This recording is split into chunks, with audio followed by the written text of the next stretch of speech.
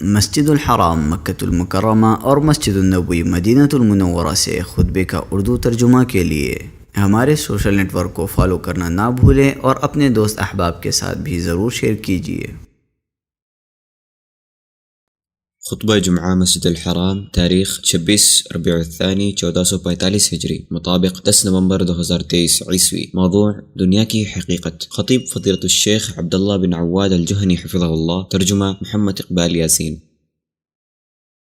تمام تعریف اللہ کے لیے ہے، ہم اس کی حمد کرتے ہیں، اس سے مدد مانگتے اور مغفرت طلب کرتے ہیں، اپنے نفسوں کے شر اور اپنے برے اعمال سے اللہ کی پناہ میں آتے ہیں۔ جس کو وہ ہدایت دے اسے کوئی گمراہ کرنے والا نہیں، اور جسے وہ گمراہ کر دے اسے کوئی ہدایت دینے والا نہیں۔ اور میں گواہی دیتا ہوں کہ ایک اللہ کے سوا کوئی معبود حقیقی نہیں، اس کا کوئی شریک نہیں، اور میں گواہی دیتا ہوں کہ محمد اللہ کے بندے اور رسول ہیں۔ اے ایمان والو، اللہ تعالیٰ سے اتنا ڈرو جتنا اس سے ڈرنا چاہیے، اور دیکھو مرتے دم تک مسلمان ہی رہنا۔ اے لوگو، اپنے پروردگار سے ڈرو جس نے تمہیں ایک جان سے پیدا کیا اور اسی سے اس کی بیوی کو پیدا کر کے ان دونوں سے بہت سے مرد اور عورتیں پھیلا دی۔ اس اللہ سے ڈرو جس کے نام پر ایک دوسرے سے مانگتے ہو، اور رشتے ناطے توڑنے سے بھی بچو، بے شک اللہ تعالیٰ تم پر نگہبان ہے۔ اے ایمان والو، اللہ تعالیٰ سے ڈرو اور سیدھی سیدھی باتیں کیا کرو تاکہ اللہ تعالیٰ تمہارے کام سنوار دے اور تمہارے گناہ معاف فرما دے، اور جو بھی اللہ اور اس کے رسول کی تابعداری کرے گا اس نے بڑی مراد پالی۔ اما بعد، سب سے سچی بات اللہ کی کتاب ہے، اور سب سے بہتر طریقہ نبی صلی اللہ علیہ وسلم کا ہے۔ سب سے بری چیز دین میں ایجاد کردہ امور ہیں، اور دین میں ہر ایجاد شدہ چیز بدعت ہے، اور ہر بدعت گمراہی ہے، اور ہر گمراہی کا ٹھکانہ جہنم ہے۔ اللہ کے بندو، اللہ کا تقوی اختیار کرو، یہ اولین و آخرین کے لیے اللہ کی وصیت ہے۔ وہ بندہ کتنا نیک بخت ہے جسے اس کے رب نے بلایا تو اس نے لبیک کہا، اور وہ بندہ کتنا بدبخت ہے جسے اس کے رب نے گمراہی میں پایا اور اس کے آقا نے اسے جو حکم دیا اس نے نہیں مانا۔ اور وہ کتنا سنگ دل ہے جسے اللہ نے منانا چاہا تو اس نے اعراض برتا، اپنی خواہش کی پیروی کی اور اپنے انجام پر غور نہیں کیا۔ دنیا کی زیب و زینت سے دھوکہ نہ کھاؤ، وہ عن قریب زوال پذیر ہو جائے گی، اور نیک اعمال پیش کرو، کامیابی اور قبولیت سے سرفراز ہوگے۔ لمبی حیات اور اسے جینے میں کوئی بھلائی نہیں جب تک اس سے تقوی کا توشہ نہ لے لو۔ اے لوگو، اللہ عز و جل نے دنیا کی حقیقت اور اس کی حالت کو بیان کیا ہے، اور دنیا اور اہل دنیا کی غایت کو واضح کر دیا ہے، اس کی مختصر مدت کو اور اس کی لذت کے ختم ہونے کو واشگاف کیا کہ وہ کھیل کود ہے جس میں تکان کے سوا کوئی فائدہ نہیں، اور جو اس میں پڑھنے والے کو آخرت سے غافل کر دیتا ہے۔ اور اس کا مصداق وہ چیزیں ہیں جو دنیا پرستوں میں پائی جاتی ہیں اور ان سے سرزد ہوتی ہیں، کیونکہ تم انہیں پاؤ گے کہ انہوں نے بیدار لوگ اور آخرت کے لیے عمل کرنے والوں کے برخلاف اپنی عمر یوں گزار دی کہ ان کے دل مستی میں رہے اور اللہ کے ذکر اور وعد و وعید سے غافل رہے، اور یہ کہ انہوں نے اپنے دین کو کھیل کود بنا دیا۔ باشعور لوگوں کے دل اللہ کے ذکر، اس کی معرفت اور محبت سے معمور ہوتے ہیں۔ انہوں نے اپنی اوقات کو ان انفرادی و اجتماعی نفع بخش کاموں میں لگایا جو انہیں اللہ سے قریب کرتے ہیں۔ اللہ نے فرمایا، خوب جان رکھو کہ دنیا کی زندگی صرف کھیل تماشا، زینت اور آپس میں فخر و غرور اور مال و اولاد میں ایک کا دوسرے سے اپنے آپ کو زیادہ بتلانا ہے۔ جیسے بارش اور اس کی پیداوار کسانوں کو اچھی معلوم ہوتی ہے، پھر جب وہ خشک ہو جاتی ہے تو زرد رنگ میں تم اس کو دیکھتے ہو۔ دنیا اور آخرت دونوں سوکن ہیں، ایک کو خوش کرو گے تو دوسری ناراض ہو جائے گی۔ جو شخص دنیا اور اس کے انجام کو جان لے گا اور آخرت اور اس کی ہمیشگی کو پہچان لے گا تو وہ ہر ایک کو اس کا حق دے گا۔ اللہ تم پر رحم کرے، جان جان لو کہ بندہ دنیا کی نعمتوں سے لطف اندوز نہیں ہو سکتا جب تک اس کے پاس ایک سایہ دینے والا گھر نہ ہو، اسے ڈھانپنے والا لباس نہ ہو، کھانا نہ ہو جس سے وہ اس دنیاوی زندگی میں اپنے اوپر عائد ذمہ داری کی ادائیگی کر سکے۔ اور وہ ذمہ داری اللہ واحد کی عبادت ہے جب تک بندہ اپنے انجام کو نہ پہنچ جائے، اور اس سے زائد اشیاء اس کے بعد والوں کے لیے ہیں۔ وارث کے لیے اس کا مال ہے اور جس کی وراثت لی جا رہی اس پر حساب اور سزا ہے۔ تو تم میں سے کون ہے جسے اس کے وارث کا مال اپنے مال سے زیادہ محبوب ہے؟ صحیحین میں انس بن مالک سے مروی ہے کہ رسول اللہ صلی اللہ علیہ وسلم نے فرمایا، میت کے ساتھ 3 چیزیں چلتی ہے، یعنی گھر والے، مال اور عمل، 2 واپس آ جاتی ہیں اور ایک اس کے ساتھ رہتی ہے۔ اس کے اہل خانہ اور اس کا مال تو واپس آ جاتا ہے، جبکہ اس کا عمل اس کے ساتھ باقی رہ جاتا ہے۔ اللہ رب العزت والجلال نے دنیا کو آزمائش اور امتحان کا گھر بنایا ہے۔ عقل مند وہ ہے جو دنیا سے آخرت کے لیے توشہ لے لے، اور نبی صلی اللہ علیہ وسلم نے تقوی کی پابندی کرنے اور دنیا کی زیب و زینت میں مشغول نہ ہونے پر ابھارا ہے۔ ابو سعید خدری رضی اللہ عنہ سے روایت ہے کہ نبی صلی اللہ علیہ وسلم نے فرمایا، بلا شبہ دنیا بہت میٹھی اور ہری بھری ہے، اللہ تعالی اس میں تمہیں جانشین بنانے والا ہے، پھر وہ دیکھے گا کہ تم کیسے عمل کرتے ہو، لہٰذا تم دنیا سے بچتے رہنا، عورتوں سے بچ کر رہنا، اس لیے کہ بنی اسرائیل میں سب سے پہلا فتنہ عورتوں کا تھا۔ ایک روایت میں ہے کہ تاکہ وہ دیکھے کہ تم کس طرح عمل کرتے ہو، اسے مسلم نے اپنی صحیح میں روایت کیا ہے۔ نبی صلی اللہ علیہ وسلم لوگوں میں سب سے زیادہ دنیا کو پہچاننے والے، اس میں زہد و قناعت اختیار کرنے والے تھے۔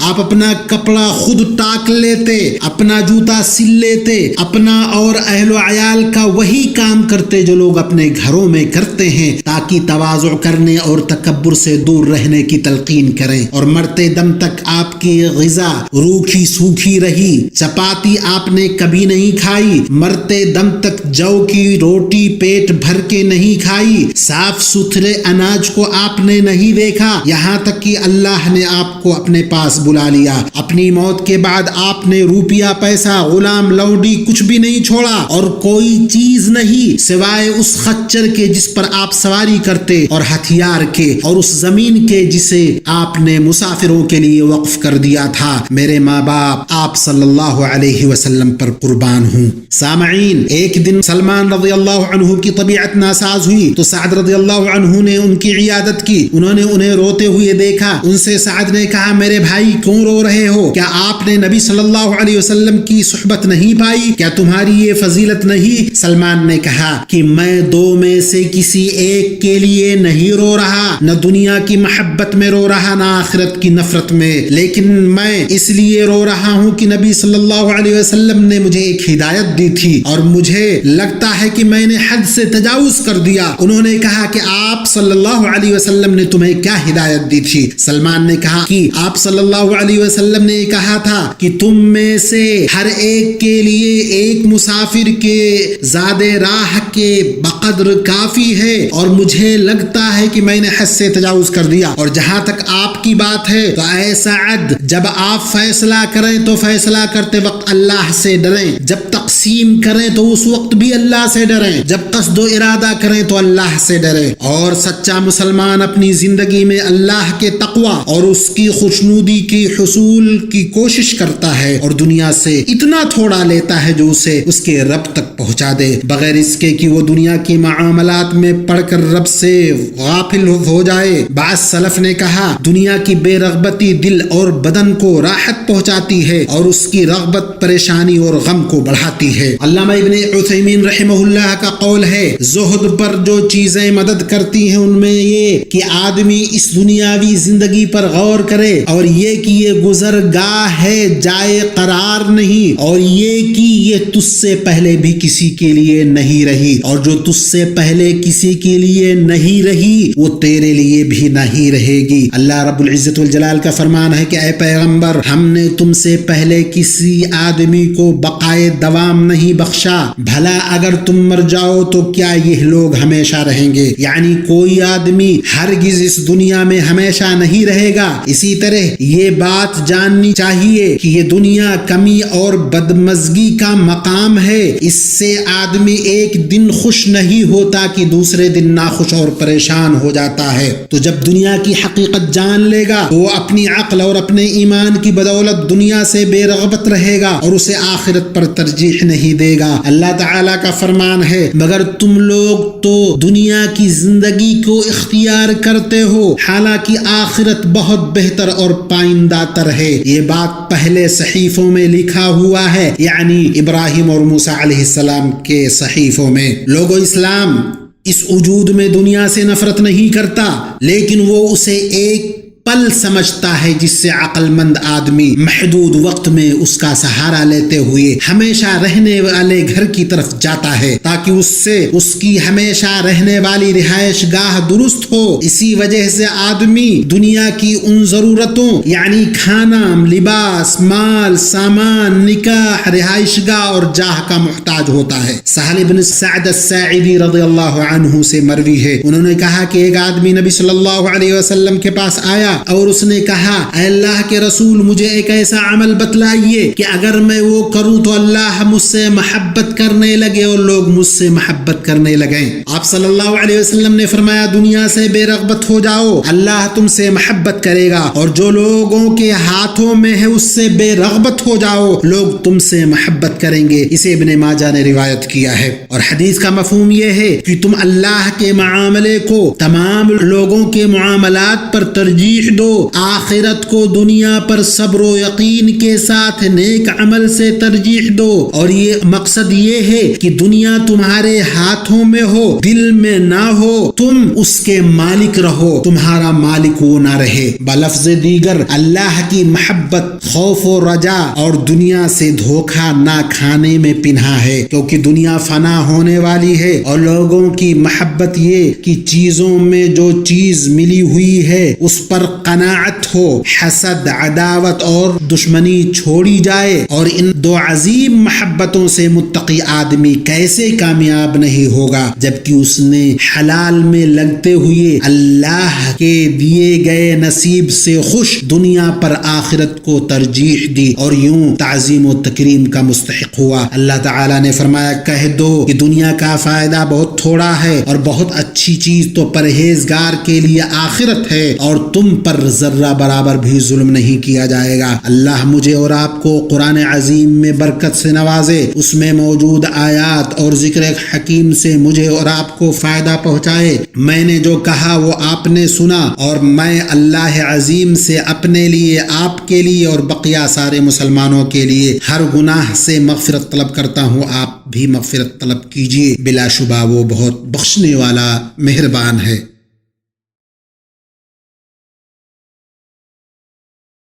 تمام تعریف اللہ کے لیے ہے جس کی بادشاہت ہی پائیدار ہے، جس نے اپنے بندہ کی مدد کی، اپنے لشکر کو تقویت پہنچائی اور اکیلے لشکروں کو شکست دی۔ میں گواہی دیتا ہوں کہ ایک اللہ کے سوا کوئی معبود برحق نہیں، اس کا کوئی شریک نہیں، اور میں گواہی دیتا ہوں کہ ہمارے سردار اور نبی محمد اس کے بندہ اور رسول ہیں۔ اللہ درود نازل فرمائے آپ پر، فضیلت و ایمان والے آل و اصحاب پر، اور تا قیامت ان لوگوں پر جو ان کی اچھی طرح پیروی کریں۔ اما بعد، اللہ کے بندو، اللہ کا تقوی اختیار کرو اور اس کی فرما برداری کرو، دنیا و آخرت میں مالا مال اور سعادت مند ہوگے۔ لوگو، بے شک اس دنیاوی زندگی میں آزمائش اللہ کی سنتوں میں سے ہے۔ آزمائش تمکین و اقتدار سے بہت زیادہ مربوط ہے۔ اللہ تعالیٰ نے اپنے نبیوں اور رسول علیہ السلام کو آزمایا ہے، انہیں تکلیفیں پہنچائی گئی، وہ صبر کرتے رہے، چنانچہ اللہ نے انہیں زمین پر استحکام عطا کیا اور دشمنوں پر ان کی مدد کی، اللہ نے فرمایا اور تم سے پہلے کبھی پیغمبر جھٹلائے جاتے رہے تو وہ تکذیب اور ایذا پر صبر کرتے رہے، یہاں تک کہ ان کے پاس ہماری مدد پہنچ گئی، اور اللہ کی باتوں کو کوئی بھی بدلنے والا نہیں، اور تم کو پیغمبروں کی خبریں پہنچ چکی ہیں۔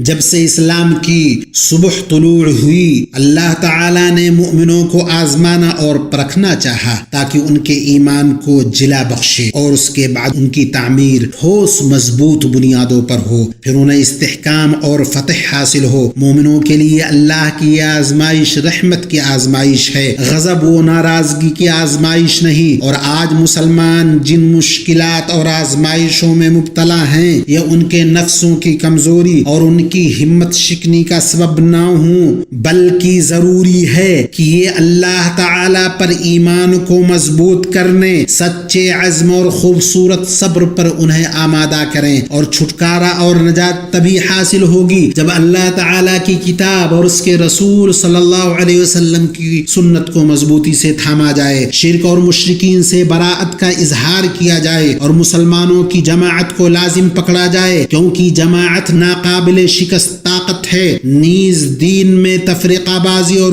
گروہ بندی سے بچا جائے۔ ام المؤمنین ام سلمہ رضی اللہ عنہا نے کہا، سنو، تمہارے نبی صلی اللہ علیہ وسلم نے ان لوگوں سے براءت کا اظہار کیا ہے جنہوں نے اپنے دین میں تفرقہ پیدا کیا اور گروہوں میں بٹ گئے، پھر اللہ تعالیٰ کے اس فرمان کی تلاوت کی، بے شک جن لوگوں نے اپنے دین کو جدا جدا کر دیا اور گروہ گروہ بن گئے، آپ کا ان سے کوئی تعلق نہیں، پس ان کا معاملہ اللہ تعالیٰ کے حوالے ہے، پھر ان کو ان کا کیا ہوا جتلا دیں گے۔ مومن پر واجب ہے کہ اسے اللہ کی قریب مدد پر اعتماد و یقین ہو، اگرچہ مسلمانوں کی تعداد زیادہ ہو، وہ ایک ساتھ پل پڑیں اور ان کی طاقت بڑی ہو، کیونکہ اللہ تعالیٰ ضرور اپنے دین اور مومنوں کو فتح یاب کرے گا۔ اللہ تعالیٰ نے فرمایا، یہاں تک کہ جب رسول نا امید ہونے لگے اور وہ لوگ خیال کرنے لگے کہ انہیں جھوٹ کہا گیا، فوراً ہی ہماری مدد ان کے پاس آ پہنچی، جسے ہم نے چاہا اسے نجات دی گئی۔ بات یہ ہے کہ ہمارا